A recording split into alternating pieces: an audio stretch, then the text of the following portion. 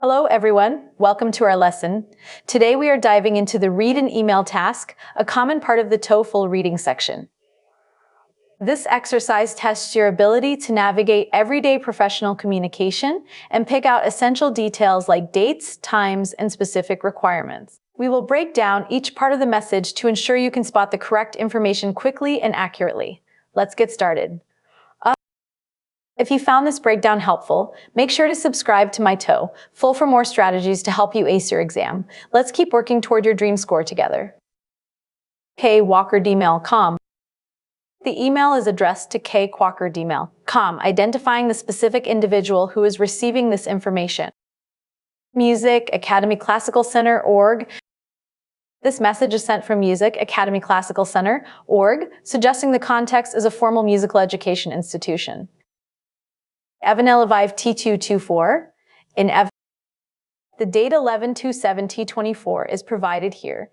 Always keep an eye on dates as they are often the focus of specific detail questions. Your first violin lesson. The subject line, your first violin lesson, clearly indicates that the main purpose of this email is to provide details about an upcoming class. Dear Kevin Walker. The greeting, Dear Kevin Walker, uses a full name, which establishes a professional and semi-formal tone for the Academy's outreach. Welcome to the Classical Music Academy. This opening sentence serves as a polite greeting, using the word welcome to introduce the student to the Academy. Your first private violin lesson is scheduled for next Wednesday, November 13th. The sender specifies that the first private violin lesson will take place on next Wednesday. This is a key logistical detail. Please come to practice room 5 on the 3rd floor at 3:30 p.m. This sentence provides the exact location, practice room 5, and the start time of 3:30 p.m. Your instructor, Mr. Davis, will meet you there to evaluate your skill level. We learn the instructor's name is Mr. Davis, and that his goal is to evaluate your skill level during this initial session.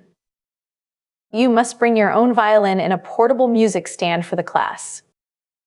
The modal verb must indicates a requirement. The student is responsible for bringing a violin and a portable music stand.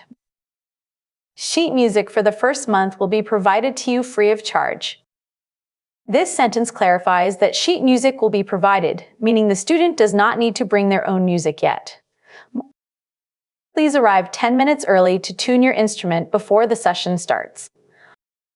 The student is asked to arrive 10 minutes early so they have time to tune your instrument before the lesson begins. Best regards. The closing best regards is a standard professional way to signal the end of the message. Sarah Jenkins. The email is signed by Sarah Jenkins, confirming the identity of the person who wrote the email.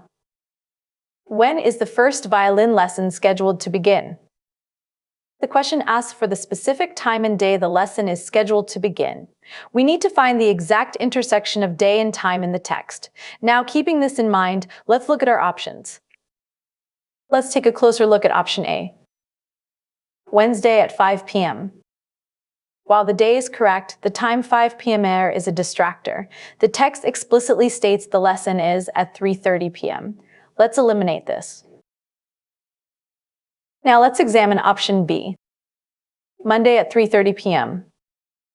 The time is correct, but the day Monday is wrong because the email specifies Wednesday. We should move on. Here's option C. Let's break it down. Wednesday at 3:30 p.m. This option is correct as it combines Wednesday and 3:30 p.m., both of which are directly stated in the email. This is a strong candidate. Finally, let's check option D. Tuesday at 3:30 p.m.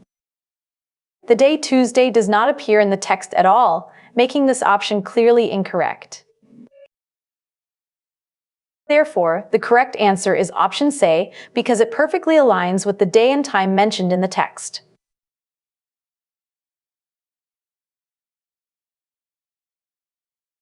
What equipment is the student required to bring for the class? This question asks about what equipment the student is required to bring. We need to look for mandatory items listed in the text. Now, keeping this in mind, let's look at our options. Let's take a closer look at option A. A set of spare strings. The text does not mention spare strings at all, so this is an incorrect distractor. Now let's examine option B. A violin and a music stand. This is correct because the email explicitly says the student must bring their own violin and a portable music stand. Here's option C. Let's break it down. Professional tuner. A professional. While the email mentions the need to tune your instrument, it doesn't say the student must bring a tuner specifically. Finally, let's check option D. A laptop and headphones. There is no mention of a laptop or headphones in the list of required equipment, so we can eliminate this. The correct answer to this question is option B, since it lists the items the student is explicitly told to bring. When answering email-based questions, always look for modal verbs like must or required to identify mandatory actions. Be careful with distractors that mention correct times but the wrong days, or vice versa. Scanning for these specific details will help you improve your accuracy and speed on the TOEFL.